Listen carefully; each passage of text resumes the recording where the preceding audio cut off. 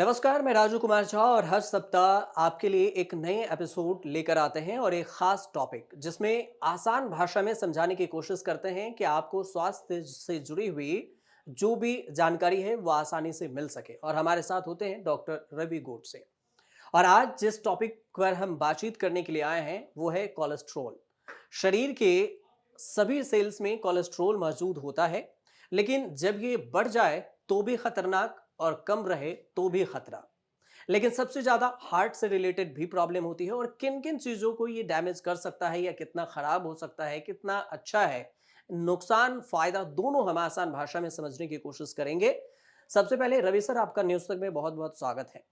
Sir, ये cholesterol का जो चक्कर है हमारे शरीर में, कोलेस्ट्रॉल कब खतरनाक हो सकता है और कब अच्छा रहता है और नुकसान होता है कम रहे तब भी, और हार्ट के लिए ये कितना फायदेमंद नुकसान।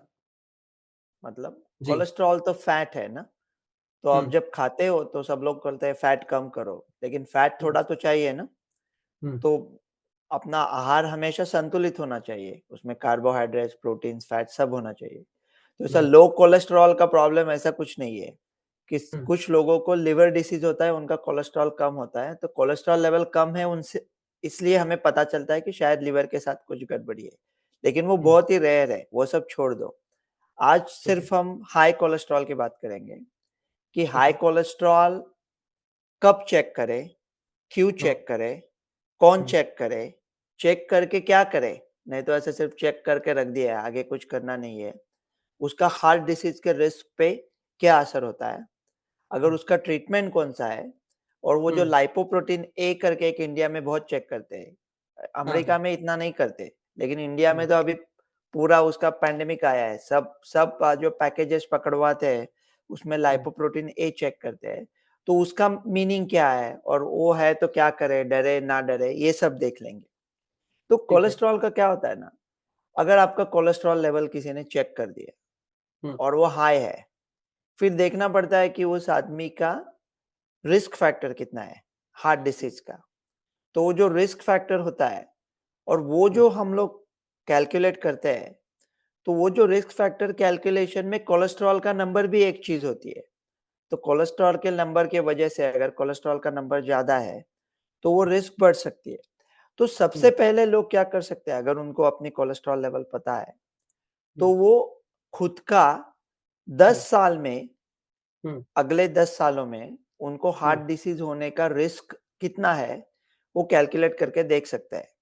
और हम्म। उसके लिए कोई पैसा नहीं पड़ता, कोई डॉक्टर के पास जाने की ज़रूरत नहीं है।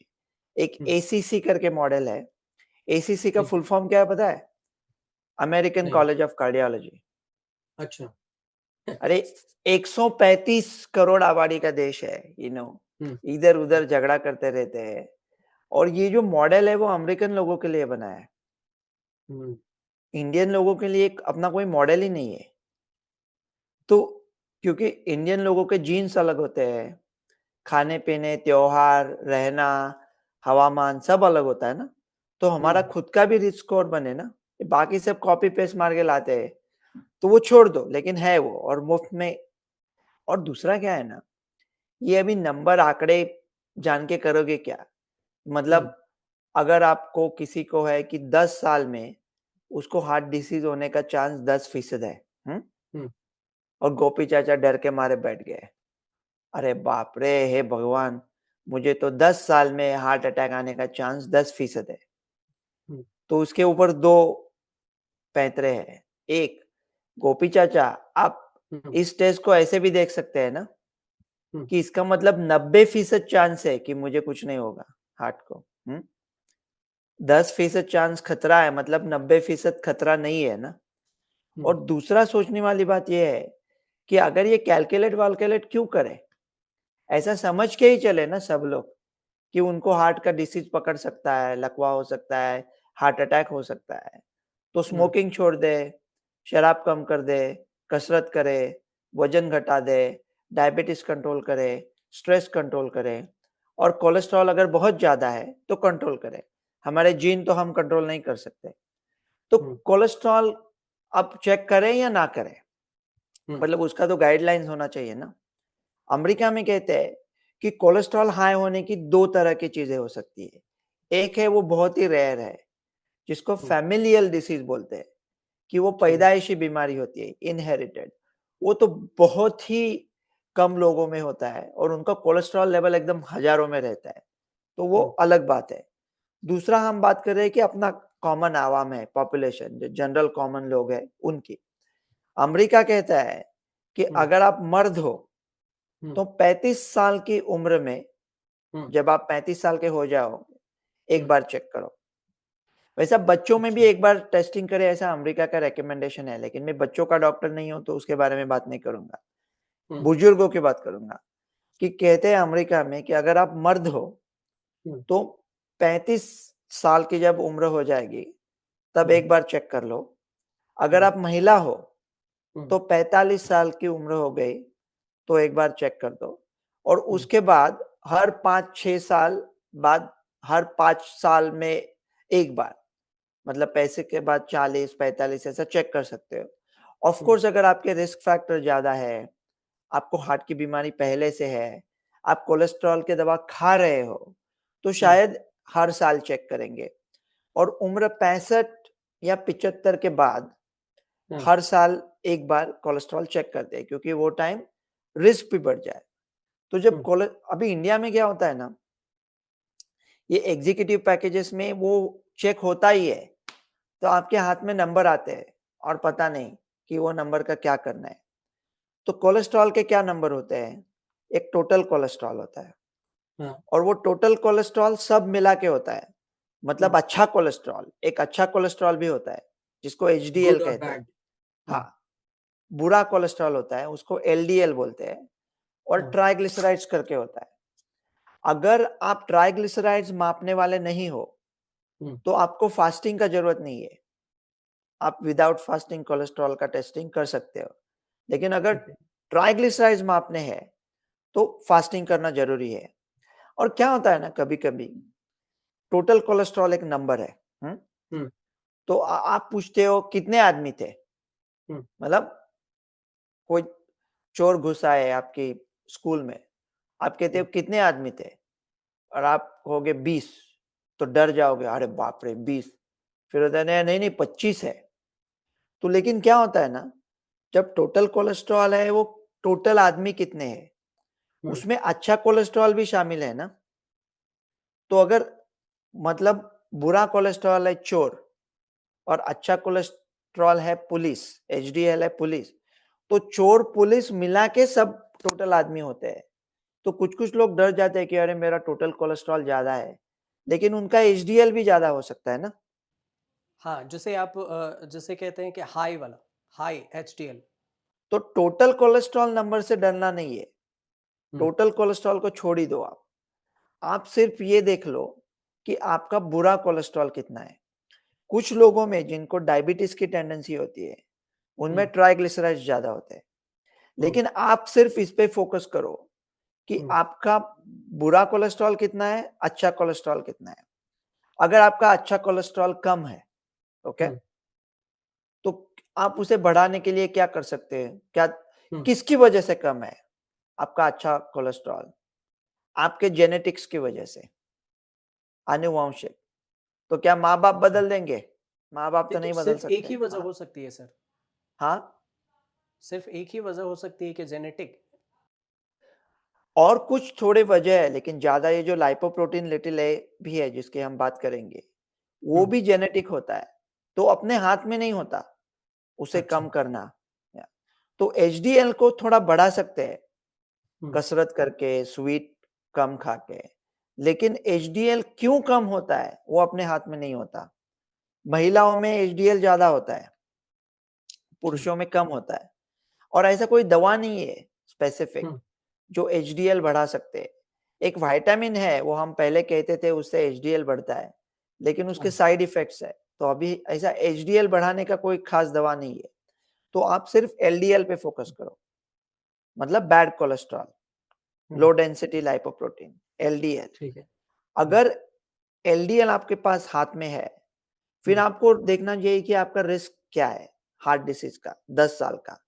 हुँ, अगर रिस्क बहुत बड़ा है, हुँ, जितना रिस्क बढ़ा है उतना एलडीएल लेवल कम होना चाहिए। तो एलडीएल लेवल अगर 100 के नीचे है, तो अच्छा हुँ, है। लेकिन आपका एलडीएल लेवल से 130 है, 140 है, 150 है और हुँ, आपका रिस्क बहुत कम है, तो फिर कुछ लोग कहेंगे फिर ट्रीटमेंट ना ले ले स्टैटिन से।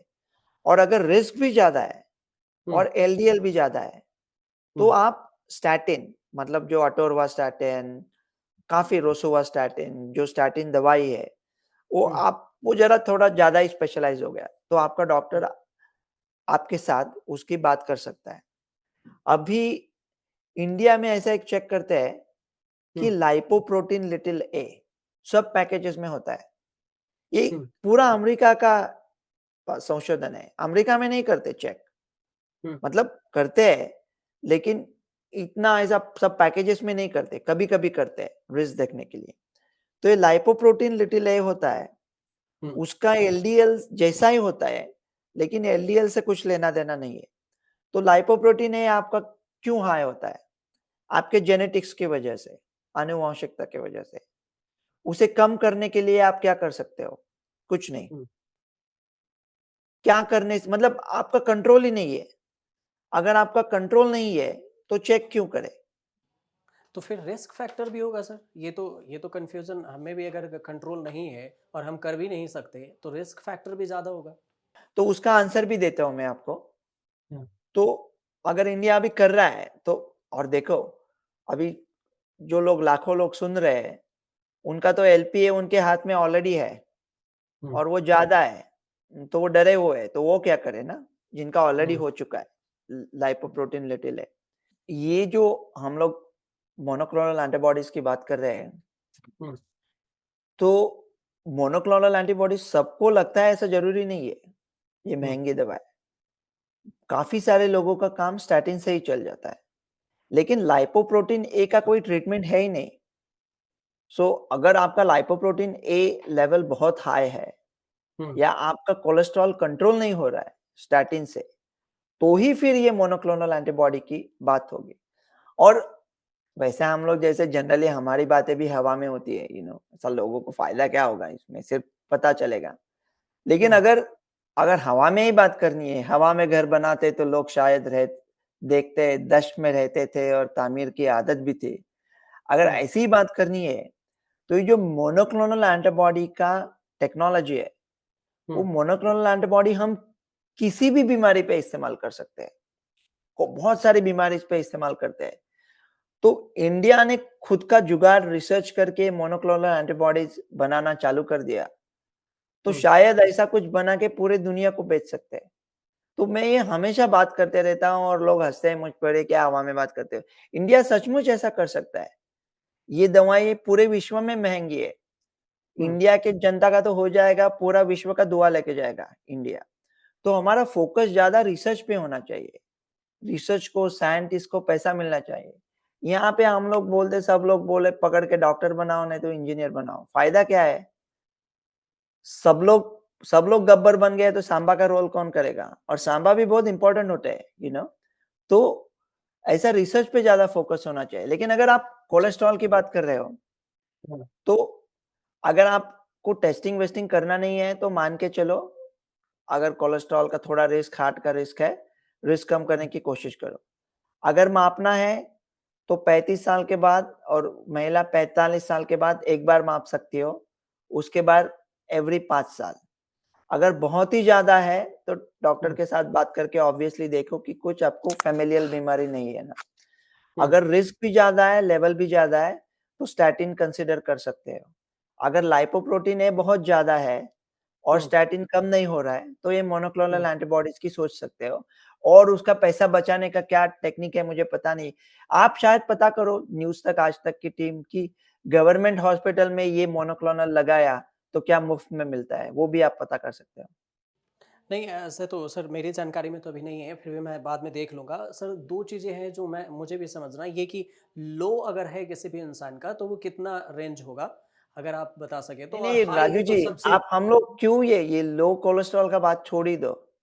नहीं, नहीं रेंज सर बोल रहे हैं, जैसे कि हमें कैसे पता कि लो है? कितना होगा तो हमें पता चलेगा लो है? मतलब या फिर हाई है तो कितना होगा तो? लो नहीं अच्छा, कहना चाहिए, नॉर्मल कहना चाहिए। एचडी अच्छा जितना नॉर्मल लो तो है उतना एचडीएल? अच्छा है। सर लो कोलेस्ट्रॉल ऐसी कोई बीमारी नहीं है। आप ये अच्छा, नंबर, ये शब्द गलत इस्तेमाल कर रहे हैं, लो। ठीक है, आप उसे नॉर्मल कहें समझ लेते हैं नॉर्मल, सर, जितना नॉर्मल कम ठीक है है। उतना अच्छा है। अच्छा, नॉर्मल हो तो कितना माना जाएगा?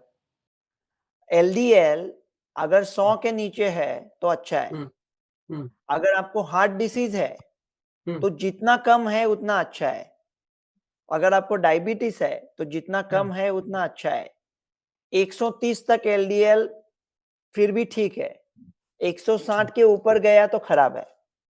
मतलब तो बॉर्डर लाइन अगर समझ लें 160 के 130। ऊपर है, तो ट्रीटमेंट सोच लो, आपका रिस्क फैक्टर देख के या नहीं हुँ, देख के भी। 130 और 160 के बीच में रिस्क फैक्टर देख लो, हुँ। और अगर 100 के नीचे है तो बहुत अच्छा है एलडीएल।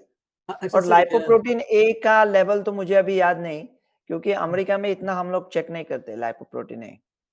कोई बात नहीं सर। सर इसमें कुछ चीज़ें जो जैसे कि मैं जब इसमें पढ़ रहा था तो मुझे पता चला इसके कुछ लक्षण के बारे में हो कि जैसे हम आम नागरिक कैसे समझ सकें कि हम 45 एज से यही तो पहले। डेंजरस बात है ना, इसके कोई लक्षण अच्छा, नहीं है।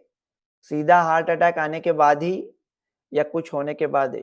तो इसको जो प्रिवेंट हम लोग करते हैं, हाँ, वो 2 चीज़ों का प्रिवेंशन होता है। एक है हुँ, प्राइमरी प्रिवेंशन ठीक है। और दूसरा है सेकेंडरी प्रिवेंशन। प्राइमरी प्रिवेंशन ये है हाँ, कि मोटरसाइकिल चलाने के पहले आप हेलमेट का इस्तेमाल करें, हाँ, ताकि आप गिरे तो आपके सर को इंजरी ना हो। ये प्राइमरी हाँ, प्रिवेंशन हो गया। हाँ, सेकेंडरी प्रिवेंशन मतलब आप एक बार मोटरसाइकिल से गिरते हो और हुँ, आपके सर को चोट आती है, तो आप हुँ, अगली बार बाइक चलाओगे तो हेलमेट पहन के चलाओगे। ये हो गया सेकेंडरी प्रिवेंशन। तो ये प्राइमरी और सेकेंडरी प्रिवेंशन मतलब हार्ट का कुछ डिसीज़ होने के पहले जो ट्रीटमेंट किया जाता है उसको प्राइमरी प्रिवेंशन बोलते हैं। हार्ट का डिसीज़ होने के बाद जो ट्रीटमेंट होता है, उसको हुँ। सेकेंडरी प्रिवेंशन बोलते हैं, कि ताकि अगला अटैक ना आए। अच्छा जो सर ये जो बाकी देखिए मुझे सर पूछना इसलिए ज़रूरी होता है कि लोग ज़्यादातर यही सर्च करते हैं और गूगल पापा से ज़्यादातर लोग पूछते हैं। तो जो लोगों के जो गूगल पर जब सर्च करने पर लोगों के सामने आता है कि कोलेस्ट्रॉल जब बढ़ जाए तो उसके लक्षण जैसे वजन बढ़ना, पैरों में लगातार दर्द रहना, ज़्यादा पसीना आना, ये जो अ, सब लक्षण स्किन हैं, के रंग बदलना। वो हार्ट डिसीज़ या आर्टेरियल डिसीज़ के लक्षण हैं। अच्छा कोलेस्ट्रॉल की एचडीएल। वजह से हार्ट का फ्लो कम होता है, ओह! आर्टरीज़ का। वो हाँ, जो थक्का जम जाता है, जिसको हम लोग एथेरोस्क्लेरोसिस कहते हैं, उसके ठीक है। वजह से खून कम जाता है। लेकिन ऐसे कोई स्पेसिफिक लक्षण नहीं है कि हाई कोलेस्ट्रॉल है तो ये लक्षण आएँगे। ये हाँ, लक्षण एथेरोस्क्लेरोसिस की वजह से आएँगे, और राइट, राइट। एथेरोस्क्लेरोसिस के और भी काफ़ी कॉजेज़ है, जैसा कि स्ट्रेस है, डायबिटीज़ हुँ, है, सिगरेट हुँ, है, बहुत ज़्यादा हुँ, हुँ, शराब है, खाना है। हुँ। और ऐसे ही सर मतलब आपने सही बताया कि ये लोग कंफ्यूज हो जाते हैं सर कि वो क्या लक्षण है, इसलिए मैं मुझे पूछना ज़रूरी हो गया। और ऐसे ही लिख रखा है जैसे गूगल पे जब आप सर्च करेंगे कि कोलेस्ट्रॉल कम होने के लक्षण क्या हैं, तो आपको आएंगे कि तनाव में हो, आपका विजन कम मतलब दिखना आपको कम हो जाएगा, वजन कम होने लगेगा, फैटी स्टूल होगा, बच्चों में सोचने की क्षमता कम होने लगती है और मतलब तमाम ये तरह की चीज़ें बहुत ही हैं। रेयर है राजू जी, ये बहुत रेयर अच्छा। है। ये ओह! कोलेस्ट्रॉल का कम, ये बहुत ही रेयर है। मतलब fat loss, diarrhoea, pancreatic insufficiency वगैरह। वो हुँ, ये पता नहीं, अगर इंडिया के लोग गूगल कर रहे हैं तो पता नहीं क्यों कर रहे हैं। ऐसी चीज़ें गूगल करें जिससे आपका कोई मायना हो, जिससे आपकी लाइफ में कोई फ़र्क पड़े। तो अगर इंडिया के लोग सुन रहे हैं, गरीब लोग हुँ, हैं, पैसा नहीं है तो सिगरेट छोड़ दो, दारू कम कर दो, कसरत करो, वज़न कम करो, डायबिटीज़ कंट्रोल करो, स्ट्रेस कम राइट। करो, अच्छा हुँ, संतुलित इंडियन खाना खाओ, दोस्तों के साथ हँसी-मज़ाक करो, बस हो गया। आपका कार्डियो एक 8 पॉइंट्स में बोल दिया, कार्डियोवास्कुलर का रिस्क कैसा कम करना है। अगर लेवल चेक किया और बहुत ज़्यादा है तो स्टैटिन का सोच सकते हैं। अगर लेवल फिर भी नहीं कम हो रहा है तो ये मोनोक्लोनल एंटीबॉडीज़ का सोच सकते हैं। ये बाकी सब फालतू का गूगल करना छोड़ दे लोग, कि ये कम हो गया है तो क्या चक्कर आएँगे वगैरह। ये कम होके चक्कर आएगा ऐसा कुछ नहीं है, ऐसा कोई बीमारी ही नहीं है। अच्छा सर खाने की बात आपने किया है तो लास्ट में मतलब मैं भी एक सवाल पूछूँ कि जैसे अगर खाने-पीने की बात है तो क्या ऐसा ध्यान रखें जिससे उनका कोलेस्ट्रॉल कम से कम मेंटेन रहे? सिर्फ़ अगर इस पे करें तो? मतलब वो कहते हैं ना कि जब भूख लगे तभी खाओ, खाना थोड़ा हाँ, कम खाओ, कैलोरीज़ कम करो, और जो अल्ट्रा प्रोसेस्ड फूड होते हैं, जैसा पैकेज में आते हैं, सिर्फ़ गरम करके खा ले, जैसे कि चीज़ मैक है, हुँ, तो हुँ, अल्ट्रा प्रोसेस्ड मत खाओ। और जो जो सैचुरेटेड फाइबर फैट्स होते हैं और सैचुरेटेड और अनसैचुरेटेड फैट्स में जो फ़र्क होता है, जो हमने जी। डाइट के ऊपर जो शो किया था, हाँ, तो हाँ। वो आप टिप्स देख सकते हो, अपना डाइट वाला शो देख सकते हो। उसकी हुँ, आप यहाँ लिंक भी डाल सकते हो कि वो क्या ठीक है। खाए, ना खाए। तो उससे मतलब जो ज़्यादा फैटी फूड होती है, अगर आप नॉन-वेज खाते हो, तो हुँ, जो चिकन का जो त्वचा होती है, स्किन होती है, वो क्रिस्पी हाँ, बड़ी मज़ेदार लगती है, लेकिन उसमें हुँ, फैट बहुत ज़्यादा होता है। तो सिर्फ़ मीट खाएँ, वो त्वचा हुँ। ना खाएँ। ऐसा कुछ सिंपल-सिंपल चीज़ें करके आप आपका डाइट में कोलेस्ट्रॉल लेवल कंट्रोल कर सकते हो। अच्छा, अच्छा। तो मतलब कुल मिला के बात ये भी है कि जो सर अपने खान-पान में हरे पत्तेदार सब्ज़ी हो या फिर आप फाइबर युक्त हो, फ्रूट्स हो, इन सब को अगर मिला के आपका तो कोलेस्ट्रॉल डाइट हाई का है ना, डाइट का। सबसे इंडियन डाइट सबसे बेस्ट है, जो हमारे पूर्वजों ने हमें हुँ, बताया था। और डाइट का ऐसा भी अभी कुछ स्टडीज़ आ रहे हैं कि अगर आप हँसते-खेलते अपने दोस्तों के, परिवार के साथ खाते हो, तो हुँ, उसका भी असर अच्छा होता है। अच्छा।